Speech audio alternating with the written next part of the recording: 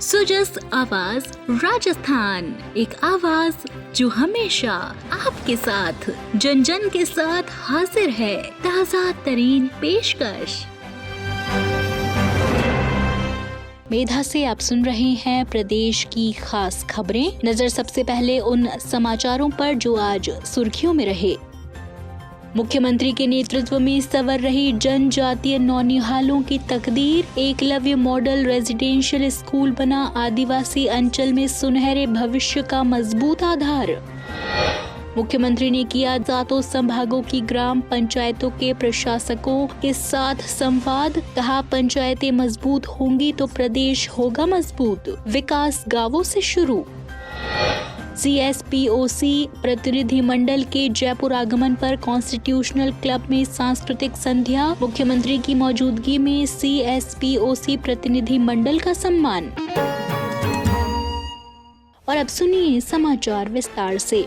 मुख्यमंत्री भजनलाल शर्मा के नेतृत्व में राज्य के सुदूर जनजातीय अंचलों में शिक्षा की नई रोशनी फैल रही है। डबल इंजन सरकार के एकलव्य मॉडल रेजिडेंशियल स्कूल आज न केवल गुणवत्तापूर्ण शिक्षा का केंद्र बन रहे हैं, बल्कि किसानों और मजदूरों के बच्चों के सपनों को भी नई उड़ान दे रहे हैं। इन विद्यालयों में पढ़कर आदिवासी क्षेत्र के बच्चे डॉक्टर, इंजीनियर और विभिन्न प्रतियोगी परीक्षाओं में सफलता हासिल कर रहे हैं। राज्य के 31 एकलव्य मॉडल रेजिडेंशियल स्कूलों में अनुसूचित जनजाति वर्ग के 11,619 छात्र छात्राएं अध्ययनरत हैं, जिनमें 6,710 बालक और 4,909 बालिकाएं शामिल हैं। इन विद्यालयों में नीट, ITI, JEE जैसी प्रतिष्ठित परीक्षाओं की तैयारी के साथ साथ आर्टिफिशियल इंटेलिजेंस, कंप्यूटर लैब और आधुनिक स्किल लैब की सुविधा उपलब्ध कराई जा रही है। इनका परिणाम यह है कि जनजातीय अंचलों में शिक्षा के प्रति विश्वास बढ़ा है और अभावों से जूझ रहे परिवारों की आंखों में अपने बच्चों के उज्जवल भविष्य की उम्मीद साफ दिखाई देती है। गुणवत्तापूर्ण शिक्षा और सुरक्षित वातावरण का ही असर है कि शैक्षणिक सत्र 2024-25 में जहां 9,999 विद्यार्थियों ने प्रवेश लिया था, वहीं सत्र 2025-26 में ये संख्या बढ़कर 11,619 हो गई। प्रवेश परीक्षा में बैठने वाले विद्यार्थियों की संख्या में भी लगातार वृद्धि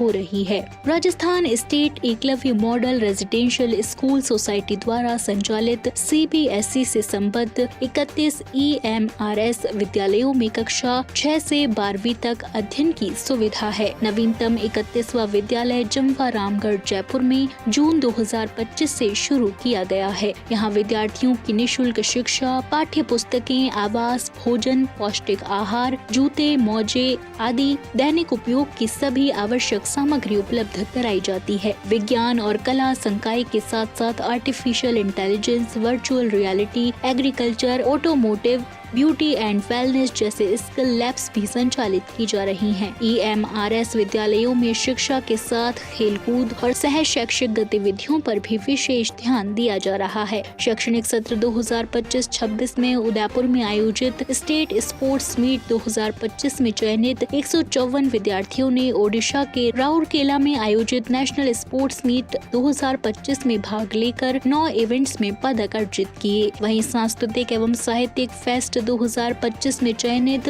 59 विद्यार्थियों ने उत्तर प्रदेश के गोरखपुर में आयोजित राष्ट्रीय स्तर के फेस्ट में राज्य का प्रतिनिधित्व किया। एकलव्य विद्यालयों में विद्यार्थियों के करियर के निर्माण के लिए विशेष कार्यक्रम संचालित किए जा रहे हैं। कक्षा 9वीं से 11वीं के विद्यार्थियों के लिए इनेबल कार्यक्रम के तहत टाटा मोटर्स के सहयोग से ITI, JEE और नीट की ऑनलाइन कक्षाएं प्रतिदिन संचालित की जा रही हैं। मुख्यमंत्री श्री भजनलाल शर्मा के नेतृत्व में एकलव्य मॉडल रेजिडेंशियल स्कूल आज जनजातीय अंचलों में सामाजिक परिवर्तन, समरसता और आत्मनिर्भर भविष्य की मजबूत नींव रख रहे हैं। ये विद्यालय साबित कर रहे हैं कि सही अवसर और मार्गदर्शन मिल जाए तो हर बच्चा अपने सपनों को साकार कर सकता है। मुख्यमंत्री श्री भजनलाल शर्मा ने कहा कि सरपंच गांव की आवाज होता है और गांव पंचायत शासन व्यवस्था की पहली सीढ़ी है। पंचायतों के सशक्त होने से ही प्रदेश मजबूत होगा, क्योंकि विकास का रास्ता गांवों से होकर गुजरता है। उन्होंने कहा कि इसी उद्देश्य के साथ राज्य सरकार प्रधानमंत्री नरेंद्र मोदी के मूल मंत्र सबका साथ सबका विकास को साकार करते हुए गांवों के सशक्तिकरण के लिए लगातार काम कर रही है। मुख्यमंत्री कल मुख्यमंत्री निवास पर प्रदेश के 7 संभागों के ग्राम पंचायतों के प्रशासकों निवर्तमान सरपंचों के साथ संवाद कर रहे थे। उन्होंने कहा कि सरपंच कोई पद नहीं बल्कि सेवा और संकल्प का माध्यम है। गाँव का हर नागरिक अपनी समस्याओं और उम्मीदों के साथ सबसे पहले सरपंच के पास ही आता है। किसान सम्मान निधि, पेंशन, MSP, पेयजल, बिजली, आवास, शौचालय निर्माण, सड़क, स्कूल, आंगनबाड़ी और स्वास्थ्य केंद्र जैसी बुनियादी जरूरतें और जन कल्याणकारी योजनाओं का लाभ गांवों तक पहुंचाने में सरपंच की भूमिका सबसे अहम है। मुख्यमंत्री ने कहा कि राज्य सरकार भ्रष्टाचार मुक्त, पारदर्शी और जवाबदेह पंचायती राज व्यवस्था स्थापित करने के लिए ग्राम पंचायतों को मजबूत कर रही है। ग्राम पंचायत भवनों के निर्माण और नवीनीकरण के साथ साथ प्रत्येक ग्राम पंचायत पर अटल ज्ञान केंद्र की स्थापना की जाएगी। उन्होंने बताया कि नवगठित 8 जिलों में नई जिला परिषदों का गठन किया गया है। पंचायती राज संस्थाओं के पुनर्गठन और नव सृजन के तहत 85 नई पंचायत समितियां और 3417 नई ग्राम पंचायतों का गठन किया गया है। ग्राम पंचायतों का कार्यकाल पूरा होने के बावजूद अनुभव का लाभ गांवों को मिलता रहे, इसलिए सरपंचों को प्रशासक के रूप में नियुक्त किया गया है। मुख्यमंत्री ने कहा कि केंद्र सरकार द्वारा मनरेगा में सुधार करते हुए विकसित भारत गारंटी फॉर रोजगार एंड आजीविका मिशन ग्रामीण लागू किया गया है, जिससे ग्रामीण विकास को नई दिशा मिली है। आप सुन रहे हैं सुजस आवाज राजस्थान। राष्ट्रमंडल देशों की संसदों के अध्यक्षों और पीठासीन अधिकारियों के 28वें सम्मेलन CSPOC के उपरांत भ्रमण कार्यक्रम के तहत जयपुर आए प्रतिनिधि मंडल के सम्मान में कल कॉन्स्टिट्यूशनल क्लब में विशेष सांस्कृतिक कार्यक्रम और रात्रि भोज का आयोजन किया गया। लोकसभा अध्यक्ष ओम बिरला ने कहा कि भारत की मेजबानी में हो रहा यह सम्मान अतिथि देवो भव की परंपरा का प्रतीक है और भारत की सांस्कृतिक विविधता को दर्शाता है। राजस्थान विधानसभा अध्यक्ष वासुदेव देवनानी ने प्रतिनिधि मंडल का स्वागत करते हुए इसे गौरव का विषय बताया। आपको बता दें कि कार्यक्रम में लोक संस्कृति को प्रस्तुत करते हुए घूमर, भवई, कथक, चंग, धाप सहित विभिन्न लोक नृत्य और संगीत की आकर्षक प्रस्तुतियां दी गई। कार्यक्रम में मुख्यमंत्री भजनलाल शर्मा, राज्यपाल हरिभाऊ किशनराव बागड़े सहित अनेक गणमान्य मौजूद रहे।